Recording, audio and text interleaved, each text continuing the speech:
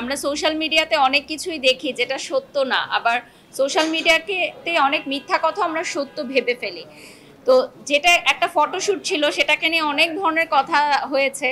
তো আমি বলবো সবাইকে যে অভিনয় আর বাস্তব জীবন সম্পূর্ণই ভিন্ন, আর দিঘি একদমই আমার ছোট বোনের মতো। আর আমার হাজবেন্ড দিঘির সাথে অনেক বেশি কমফোর্ট ছিল ফটোশ্যুটে, কারণ যেহেতু আমরা একসাথে বাইরে অনেক সময় আড্ডা দেই বা একসাথে অনেক ঢাকার বাইরেও অনেক শোতে গেছি, অনেকটা সময় একসাথে থাকা হয়েছে। তো অন্যান্য মডেলের চেয়ে দিঘির সাথে অনেক কমফোর্ট ছিল এবং সবাই এই জুটিটাকে অনেক পছন্দ করেছে এবং মজার ব্যাপার হচ্ছে আরও অনেক ব্র্যান্ড এই জুটিটাকে নিয়ে কাজ করতে চায়। বাট আমি বলেছি না, এক জুটি নিয়ে বারবার কাজ করা যাবে না, একটা জুটিকে এক্সক্লুসিভ রাখতে হবে। তো অন্য কোনো নায়িকার সাথে হয়তো ইন ফিউচারে কাজ হবে। তো এটা আসলে ওই যে বলে না যে ভিউ বাণিজ্য, প্রচারণা করার জন্য নেগেটিভিটিকে আমরা ধরি। এখন সোশ্যাল মিডিয়াতে বিয়ে হলে মানুষ দেখতে চায় না, ডিভোর্স হলে বেশি দেখতে চায়, বুঝেছেন? তো বিষয়টা এরকমই যে কোনো একটা প্রমোশনাল অংশে গেলে আমরা আগে চিন্তা করি যে ভিউ কিরকম হবে, একটা ব্র্যান্ড কিভাবে প্রমোট হবে। তো যেই বিউটি পার্লারের প্রমোশনে আমরা গেছিলাম, পিঙ্ক মি আপ, তারা তো রাতারাতি একদম হিট হয়ে গেছে। সো নেগেটিভ হোক আর পজিটিভ হোক, প্রমোশন হয়েছে, এটাই হচ্ছে সবচেয়ে বড় কথা। আমার ইচ্ছা রয়েছে বিউটি সেক্টর নিয়ে কাজ করার ইন ফিউচার। আমি এটার আগেও বলেছি, অলরেডি আমরা ফুড সেক্টরে কাজ করছি, আমার এবং আমার হাজব্যান্ডের একটা রেস্তোরাঁ আছে।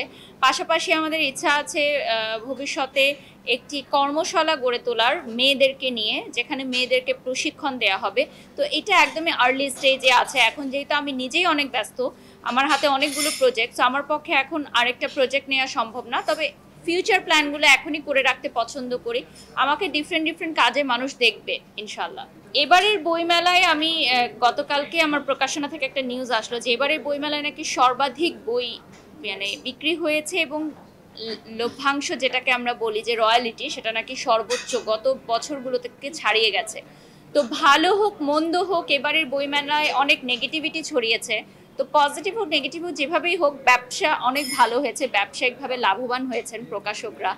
তবে এটুকু বলতে চাই যে বইমেলার কিছু অনাকাঙ্ক্ষিত ঘটনার কারণে আমাদের অনেকেরই বইমেলা বিমুখ চলে এসেছিল একটা সময়ে।